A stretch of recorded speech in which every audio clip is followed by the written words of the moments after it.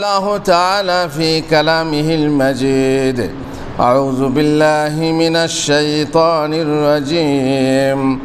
إنا جعلنا ما على الأرض زينة لها لنبلوهم أيهم أحسن عملا। জুমার দিনে উপস্থিত ভাইরা ও মায়েরা, যাবতীয় প্রশংসা আল্লাহর জন্য। দরুদ ও সালাম বর্ষিত হোক মুহাম্মদুর রাসূলুল্লাহ সাল্লাল্লাহু আলাইহি ওয়াসাল্লামের ওপর। আমরা যে পৃথিবীতে বাস করছি, যে জীবন নিয়ে বাস করছি, এ জীবন হচ্ছে পরীক্ষার জীবন। আমাদের কাজে আমরা পরীক্ষা দিচ্ছি, আমাদের ধৈর্যে আমরা পরীক্ষা দিচ্ছি, আমরা আমাদের সন্তানের পরীক্ষা দিচ্ছি, আমাদের স্ত্রীদের মাঝে আমরা পরীক্ষা দিচ্ছি, আমাদের স্বামীদের মাঝে আমরা পরীক্ষা দিচ্ছি। তরবিয়াত দিলেই সন্তান ভালো হবে তা নয়, তরবিয়াত দিলেই মেয়ে শ্বশুর বাড়িতে পরীক্ষায় পাশ করবে তা নয়। মেয়েরা পরীক্ষা দিচ্ছে শ্বশুর বাড়িতে, ছেলেরা পরীক্ষা দিচ্ছে সমাজে। সবাই যে পাস করবে তা নয়, বহুত আছে যারা ফেলও করবে। পরীক্ষার এই জীবন, আল্লাহ তাআলা আমাদেরকে পরীক্ষার জন্য সৃষ্টি করেছেন। তার ইবাদত করে পাস করে জান্নাতে যাওয়ার জন্য সৃষ্টি করেছেন, অনেককে জাহান্নামে রাখার জন্য সৃষ্টি করেছেন। আল্লাহ আমাদেরকে বলছেন, ইন্না জাআলনা মা আলাল আরদি জিনাতাল লাহা, পৃথিবীর উপর যা কিছু আছে আমি সেগুলিকে ওর শোভা রূপে করেছি। লিনাবলুয়াহুম, যার মাধ্যমে আমরা এই পরীক্ষা বা আমি এই পরীক্ষা নেব যে তাদের মধ্যে আইয়ুহুম আহসানু আমালা, তাদের মধ্যে কর্মে কে উত্তম। আল্লাহ বলছেন আমি পরীক্ষা নেব, তোমরা পৃথিবীর বুকে কর্ম করছো, কে বেশি কর্ম করছো তা নয়, বরং কে ভালো কর্ম করছো, কে কতটা ভালো কর্ম করছো তার পরীক্ষা আমি নেব।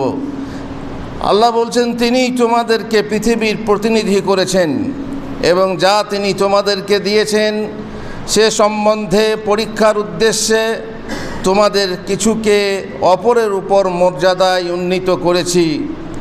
নিশ্চয়ই তোমার প্রতিপালক সত্তর শাস্তিদাতা এবং তিনি চরম ক্ষমাশীল, পরম দয়াময়। আগেরটা ছিল সূরা কাহাফের 7 নম্বর আয়াত, এ হলো সূরা আনামের আয়াত। আর তিনি সেই মহান সত্তা যিনি আকাশমণ্ডলীয় পৃথিবীকে 6 দিনে সৃষ্টি করেছেন এবং সেই সময় তার আরশ পানির উপরে ছিল, যাতে তোমাদেরকে পরীক্ষা করে নেন তোমাদের মধ্যে কর্মে উত্তম কে বেশি ভালো কাজ করে। সূরা হুদ 7 নম্বর। যিনি সৃষ্টি করেছেন মৃত্যু ও জীবন তোমাদেরকে পরীক্ষা করবার জন্য, কে তোমাদের মধ্যে কর্মে সর্বোত্তম, আর তিনি পরাক্রমশালী বড় ক্ষমাশীল। সূরা মুলক 2 নম্বর আয়াত। নিশ্চয়ই আমি তোমাদেরকে কিছু ভয় ও ক্ষুধা দ্বারা এবং কিছু ধনপ্রাণ এবং ফসলের নোকসান দ্বারা পরীক্ষা করব, আর তুমি ধৈর্যশীলদেরকে সুসংবাদ দাও। সূরা বাকারা 155 নম্বর আয়াত। আমি অবশ্যই তোমাদেরকে পরীক্ষা করব যতক্ষণ না আমি তোমাদের মধ্যে মুজাহিদ ও ধৈর্যশীলদেরকে জেনে নিই এবং আমি তোমাদের অবস্থা পরীক্ষা করি। আল্লাহ তাআলা পরীক্ষা করেন, আল্লাহ তাআলা জানেন, পরীক্ষার আগেই রেজাল্ট জানেন, সেই রেজাল্ট লেখাও আছে, তবুও আল্লাহ পরীক্ষা করেন যেহেতু আমাদের এখতিয়ার আছে। আমাদের পরীক্ষায় পাস করব না ফেল করব আমাদের নিজস্ব কর্ম আছে, এখতিয়ার আছে। তার জন্যে আল্লাহ তাআলা জানেন যে আমরা কি করব, তবুও আল্লাহ পরীক্ষা করবেন। জীব মাত্রই মৃত্যুর স্বাদ গ্রহণ করবে। আমি তোমাদেরকে মন্দ ও ভালো দ্বারা বিশেষভাবে পরীক্ষা করে থাকি, আর আমারই নিকট তোমরা প্রত্যাবর্তিত হবে। সূরা আম্বিয়া 35 নম্বর আয়াত। পরীক্ষা আমাদের কি কারণে হয়, কেন আমরা পরীক্ষা দেবো দুনিয়াতে?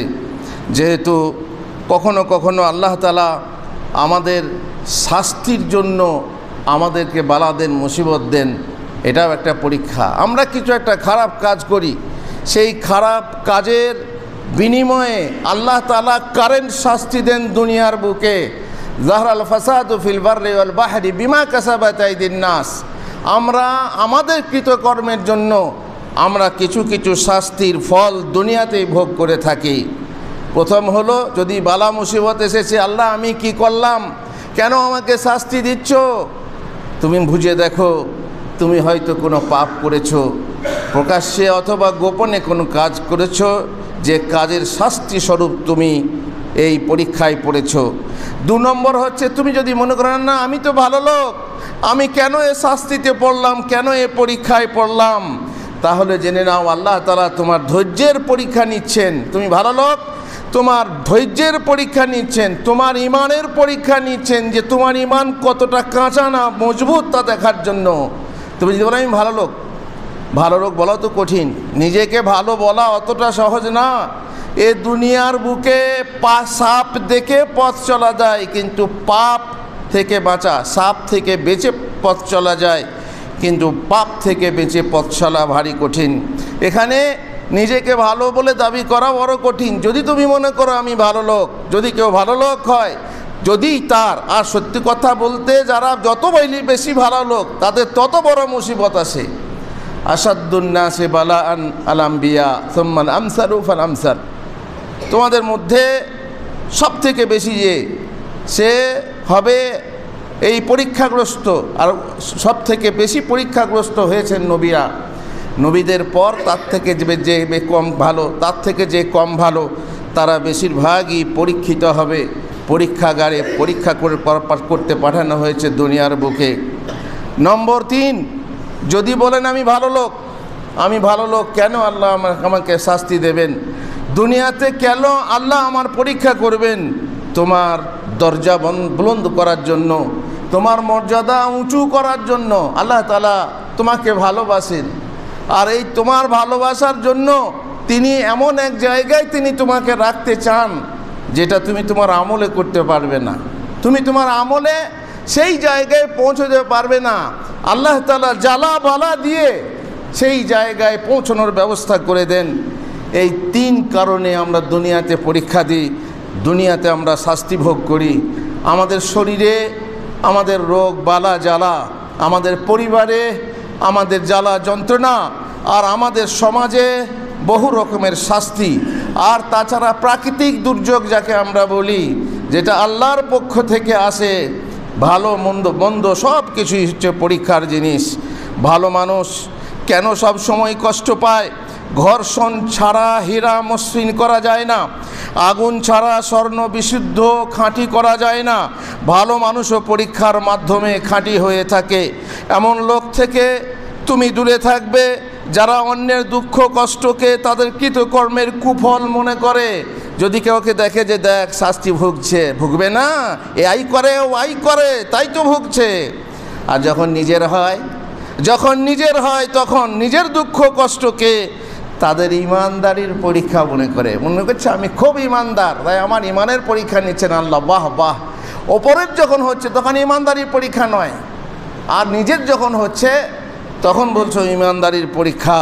এক পেশে বিচার, এক চোখে বিচার, এক চোখা বিচার। স্ত্রীর পরীক্ষা হয় স্বামীর অভাব এলে, ধৈর্যশীলের পরীক্ষা হয় তার রাগ হলে, চোখের পরীক্ষা হয় বাজারে গেলে, জিভের পরীক্ষা হয় মহফিলে কথা বললে, মোটা মোটা কথা চালিয়ে যাচ্ছ জিভ, তোমার জিভ চলছে কিন্তু জিভে তোমার কি বলছে, কি ঘাস কাটছে, ধান কাটছে না ঘাস কাটছে, এ তুমি খেয়াল করছো না। এর পরীক্ষা হয় সভায় কথা বলার সময়। হৃদয়ের পরীক্ষা হয় প্রেমে পড়লে, বৈধ প্রেম অথবা অবৈধ প্রেম।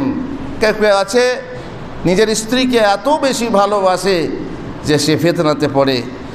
আর মানুষের পরীক্ষা হয় কবরে গেলে, কবরে গেলে পরীক্ষা হবে আমরা জানি। আর সেই পরীক্ষার প্রশ্নপত্র আমাদের ফাঁস হয়ে আছে, তার উত্তরও আমাদের জানা আছে। যখন ফেরেশতারা এসে প্রশ্ন করবেন আর আমরা উত্তর দেবো, আর যদি আমরা উত্তর দিই তাহলে নিশ্চয়ই আবার আমাদেরকে জিজ্ঞাসা করা হবে কি করে জানলে। তখন আমরা বলবো যে ইয়া আল্লাহর কিতাব পড়েছি। আর ফেরেশতাকে আমরা বলবো যে আল্লাহর কিতাব পড়েছি, আর আমরা সেই আল্লাহর কিতাবে যা বলা হয়েছে তার আদেশ নির্দেশ ও খবরকে আমরা সত্য বলে জেনেছি। আমরা আল্লাহর কিতাব পড়ে জেনেছি। তিনটে প্রশ্নের উত্তর দেওয়ার জন্য আল্লাহর কিতাব পড়তে হবে। হাদিস এই কথাই বলছে, যদি আপনি না পড়েন তাহলে আরেকটা কাজ করা যেতে পারে, পড়তে না পারেন তাহলে আরেকটা কাজ হবে। সেটা ফেরেশতা যারা যখন কোনো খারাপ লোককে, কোনো কাফের ও মুনাফিককে প্রশ্ন করবে, সে হা লা আদরি বলবে, প্রশ্নের উত্তর দিতে পারবে না। তখন বলবে মা তালাইতা ও মা দারাইতা, পড়াশোনা করনি, ঠিক আছে পড়াশোনা করনি আর জেনেও নাওনি, তোমার জেনে নেওয়া উচিত ছিল। প্রত্যেক সপ্তাহে একবার খুতবা হয়, সেই খুতবাতে কত কথা বলা হয়। কে এমন মানুষ আছে যে সমস্ত শিক্ষাকে নিজের ব্রেনে ঢুকিয়ে রাখে? বাড়িতে গিয়ে বলে এমন কোনো পুরুষ নেই যে মসজিদে যে খুতবা শোনে সেই খুতবা গিয়ে তার বাড়িতে মহিলাদেরকে বলে শোনায়। আমার তো মনে হয় না আছে কি না। তবুও আল্লাহ তাআলা আমাদেরকে তৌফিক দিয়েছেন যে মেয়ে ছেলেদের ব্যবস্থা করেছি, যে মেয়েরাও যাতে খুতবা শুনতে পারে, মেয়েরাও যাতে তালিমে অংশগ্রহণ করতে পারে। আর তার জন্যে আমরা দুতলায় ব্যবস্থা রেখেছি। কিন্তু কোথায় সে মেয়ে, কোথায় সে মুসলমান। কেউ আছে দূর থেকে টোটো ভাড়া করে এসে এই মসজিদে তালিমের জন্য, খুতবা শোনার জন্য আসে। আর হতভাগিনী কত আছে, তাদের হচ্ছে বরাঙ্গিলি তোর যে ঘর পুড়ছে, বরাঙ্গি বলছে ঘর পুড়তে দে, আমার বরাং তো পড়েনি। সে নিজের নেশাতে আছে, নিজের নেশাতে ঘরে বসে আছে, কোনো চিন্তা ভাবনা নেই যে আমারও গিয়ে তালিম গ্রহণ করা দরকার। আমার পুরুষ আমাকে শেখায় না, আমার বাবা আমাকে শেখায় না, আমার ছেলে আমাকে শেখায় না, তখন আমাকে নিজে গিয়ে শেখার ব্যবস্থা করতে হবে। কিন্তু ওই যে বললাম, নিজের বরাং নিয়েই ব্যস্ত। এই সব মহিলা যারা পারবে না, যারা শিক্ষা করতে পারবে না, যে পুরুষরা শিক্ষা করতে পারবে না, যে পুরুষ মহিলা শিক্ষার প্রস্তুতি গ্রহণ করতে পারবে না, তারা যে ফেল পড়বে না তার কোনো গ্যারান্টি নেই। কবরে যেমন পাস ও ফেল 2 আছে, আর সেখানে জান্নাতের বিছানা জাহান্নামের বিছানা 2 আছে, তেমনি দুনিয়ার বুকেও আছে। তেমনি পরীক্ষাতে পাস না করলে তুমি ফেল পড়বে, আর কবরেও ফেল পড়বে। আর পাস না করলে, ফেল পড়লে তুমি দুনিয়াতে কি বলে এই কবরের জগতে তুমি শাস্তি পাবে, তার ফল পাবে, তার রেজাল্ট পাবে। কিয়ামতের দিনে আল্লাহ তাআলা বলবেন ওয়াকিফুহুম ইন্নাহুম মাসউলুন, ওদেরকে থামাও। ফেরেশতাদেরকে বলা হবে ওদেরকে থামাও, ওদেরকে আজ প্রশ্ন করা হবে। প্রত্যেক মানুষের কৃতকর্ম আমি তার গ্রীবালগ্ন ঘাড়ের কাছে লটকে দেবো, এবং কিয়ামতের দিন আমি তার জন্য বের করব এক কিতাব যা সে উন্মুক্ত পাবে। কিতাব যেমন গ্রন্থ, যেমন বই সে পড়তো সেরকম পড়তে পারবে। তাকে বলা হবে তুমি তোমার কিতাব এই আমলনামা পাঠ করো, আর তুমি নিজেই তোমার হিসাব নিকাশের জন্য যথেষ্ট। তুমি পড়ে দেখে নাও হিসাব আমি করেছি, সেই হিসাব সঠিক কিনা দেখে নাও আল্লাহর কাছে। কেউ কি বলতে পারবে যে আল্লাহ তুমি এটা ভুল করেছো, আল্লাহ এটা তোমার ফেরেশতা গলত লিখেছে, ভুল লিখেছে, আমি এটা করি নাই, তোমার ফেরেশতা বাড়তি করে লিখে দিয়েছে? বলার ক্ষমতা কারো হবে? কেউ অস্বীকার করবে। কিন্তু আল্লাহ তাআলা শাস্তি উপস্থিত করবেন, শাস্তি বাইরে থেকে, সাক্ষী উপস্থিত করবেন বাইরে থেকে। বাইরে যদি কেউ না থাকে বা বিশ্বাস না করে, তার দেহ থেকে তার সাক্ষী হবে, তার হাত সাক্ষী দেবে, তার পা সাক্ষী দেবে, তার জবানকে বন্ধ করে দেওয়া হবে এবং তার চামড়া সাক্ষী দেবে। সাক্ষী দেওয়ার পরেও তার বিচার হবে এবং তার পরীক্ষা হবে। সেদিন প্রত্যেকের হাতে রাখা হবে আমলনামা, এবং তাতে যা লিপিবদ্ধ আছে তার কারণে তুমি অপরাধীদেরকে দেখবে ভীত সন্ত্রস্ত। তারা বলবে হায় দুর্ভোগ আমাদের, এ কেমন গ্রন্থ, মা লিহাজাল কিতাব, এ তো ছোট বড় কিছুই বাদ দেয়নি, লা ইউগাদিরু সাগীরাতান ওয়ালা কাবীরা, বরং এ সমস্ত হিসাব রেখেছে। আর তারা তাদের কৃতকর্ম সম্মুখে উপস্থিত পাবে। আর তোমার প্রতিপালক কারো প্রতি জুলুম করেন না। কোনো কিছু বাড়তি লেখা হয়নি, যা বলা হয়েছিল তা তোমরা মানোনি, আর যা মানা করা হয়েছিল তা তোমরা করেছো, আর তার জন্যেই তোমরা শাস্তি পাবে। ফামাইয়ামাল মিসকালা যাররাতিন খায়রান ইয়ারা, যদি কেউ অনুপরিমাণ ভালো কাজ করে কাল কিয়ামতের মাঠে গিয়ে দেখতে পাবে, সব ভিডিও করা আছে। আর যদি কেউ অনুপরিমাণ নোংরা কাজ করেছে, খারাপ কাজ করেছে, সেও কাল কিয়ামতে দেখতে পাবে।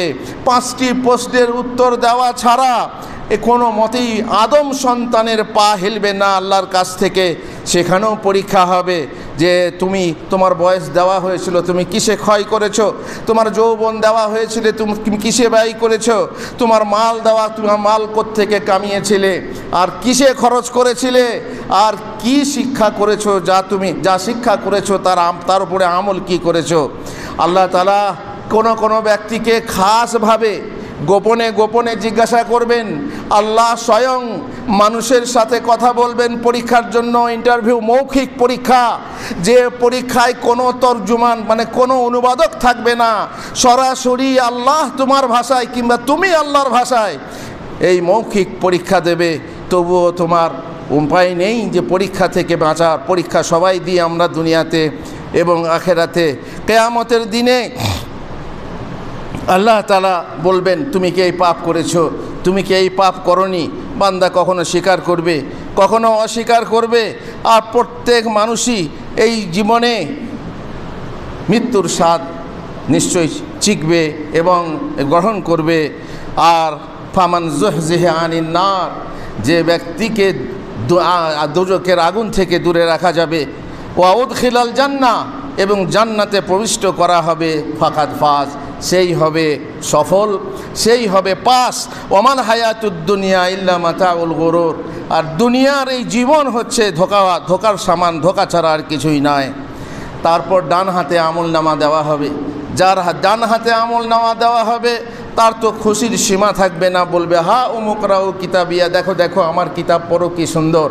আমাদের ছেলেরা রেজাল্ট দেখতে যায়, মেয়েরা রেজাল্ট দেখতে যায়, দেখেছেন একজন রেজাল্ট দেখে, দেখ আমারটা দেখ কত সুন্দর। আর যার রেজাল্ট খারাপ হয়েছে সে দেখাবে না, দেখি না দেখতে হবে না। বুঝতে পারছেন, তার মুখেই বাংলা 5 হয়ে গেছে, আর তার মানেই সে 5 পেয়েছে, 55 পায়নি। সে এমন লজ্জিত লাঞ্ছিত হবে। দুনিয়ার পরীক্ষাতেই আমরা লজ্জিত লাঞ্ছিত হই।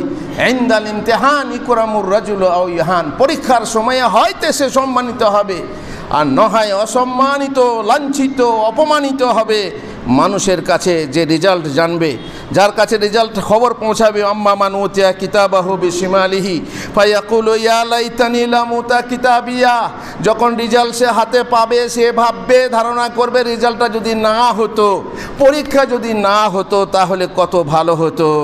এ হচ্ছে দুনিয়ার পরীক্ষার সাথে আমাদের পরীক্ষার মিল। দ্বিতীয় খুতবাতে ইনশাআল্লাহ আমাদের পরীক্ষার কথা বলবো। আল্লাহ আমাদেরকে তৌফিক দেন। ওয়া সাল্লাল্লাহু আলা নবিয়িনা মুহাম্মদ ওয়া আলা আলিহি ওয়া সাহবিহি আজমাইন।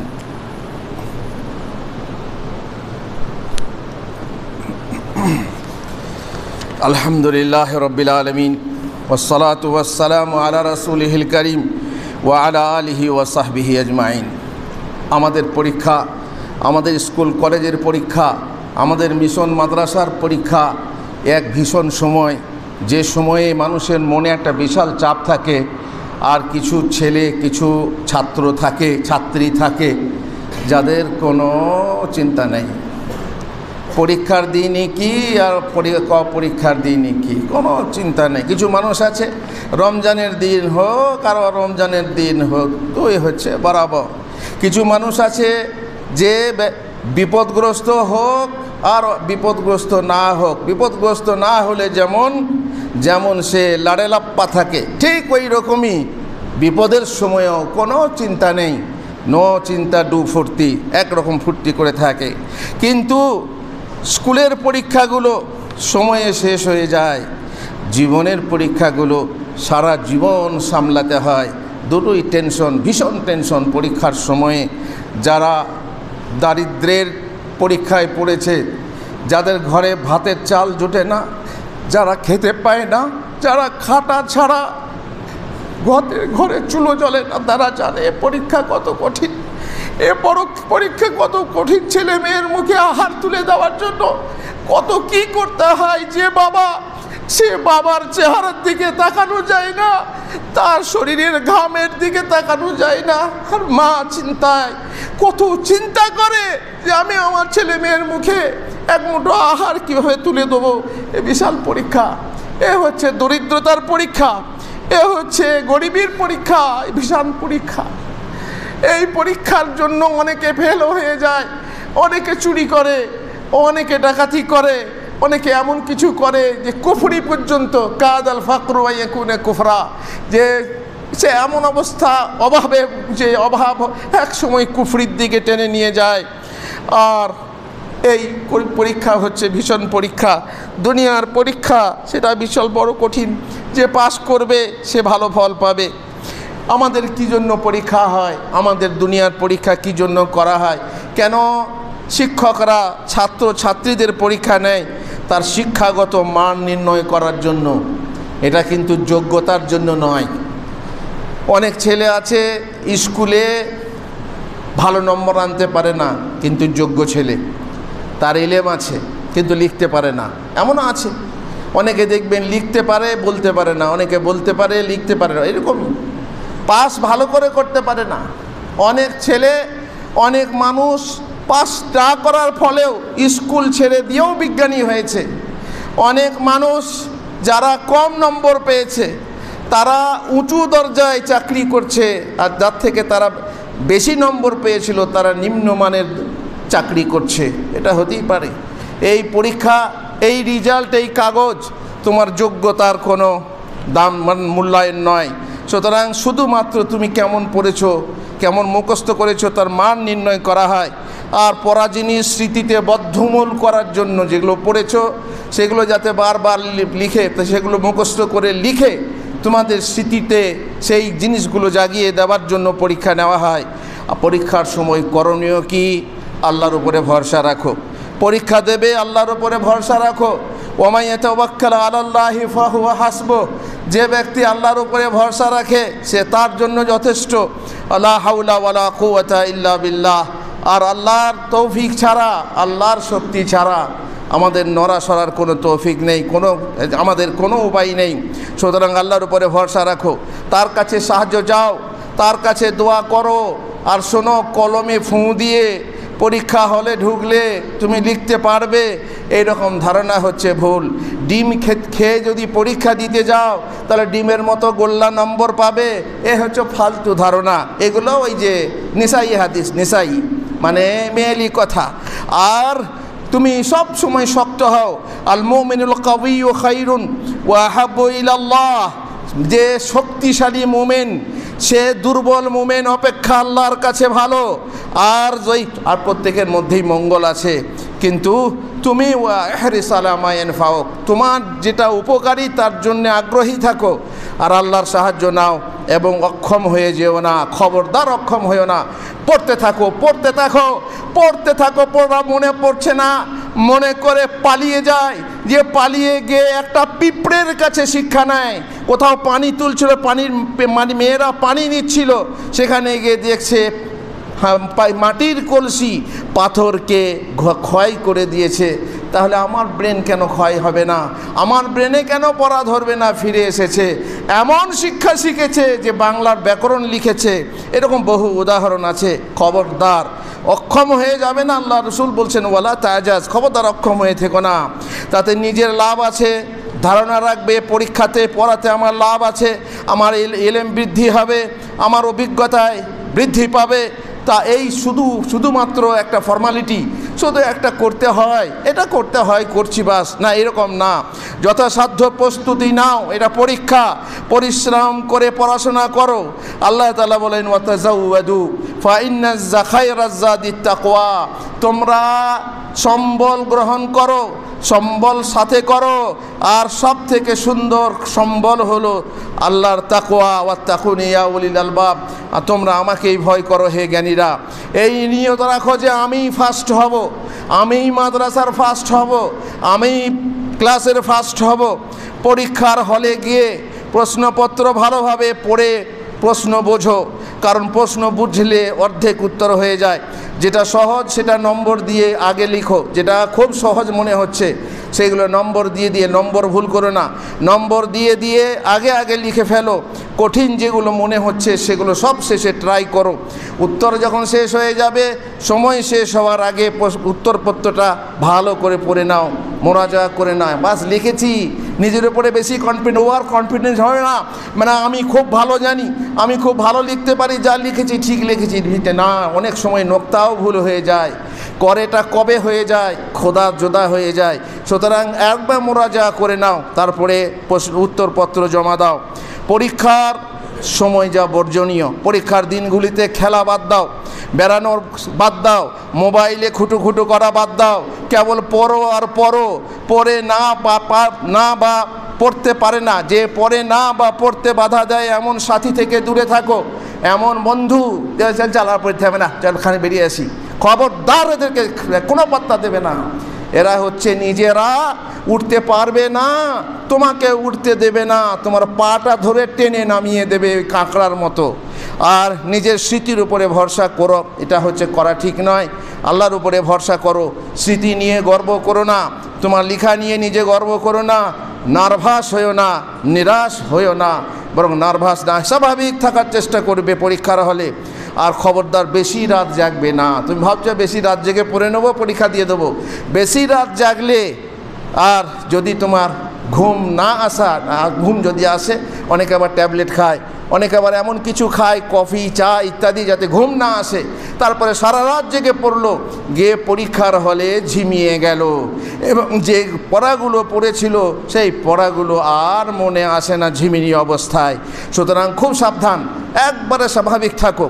আর ঠিক যে টাইমে তুমি শুতে সেই টাইমে এসো, আবার ফজরের আগে উঠে তুমি পড়তে রেখো, তাহাজ্জুদ পড়ো, দোয়া করো আল্লাহর কাছে, ফজরের নামাজ পড়ো, আবার পড়ো। আর খবরদার পরীক্ষার হলে চিট করো না, ধোকা দিও না ওস্তাদদেরকে, নকল সার্টিফিকেট নিয়ে নকল আলেম তৈরি হইও না। কারণ জেনে রেখো, নকল যদি হও তাহলে নিম হাকিমে খাতরায় যান, আর নিম মোল্লা খাতরায় ইমান হয়ে থাকবে। পরীক্ষায় নকল করা মানেই হচ্ছে আত্মহত্যা করা, আত্মহত্যা করো না। আর রাসূলুল্লাহ সাল্লাল্লাহু আলাইহি সাল্লাম বলছেন, মান গাশশানা ফালাইসা মিন্না, যে আমাদেরকে ধোকা দেয় সে আমার দলভুক্ত নয়। সুতরাং কোনোভাবেই ধোকা দেওয়ার চেষ্টা করো না, চাই যে কোনো মাদ্দা হোক, যে কোনো বিষয় হোক। না, ইংরেজিতে ধোকা দেওয়া যাবে, অঙ্কতে ধোকা দিলে সব সমস্যা কি, আমরা তো মাদ্রাসার ছাত্র, আরবিতে ধোকা না দিলেই হলো না। যে কোনো বিষয়ে ধোকা দেওয়া যাবে না। আর এ হচ্ছে তোমার ধোকাবাজি, এ মিথ্যাবাদিতা, আর এ হচ্ছে তাদলিস। তোমরা জানো তাদলিস কাকে বলে আর গিশ কাকে বলে, এটা কোনো ক্রমেই জায়েজ হবে না।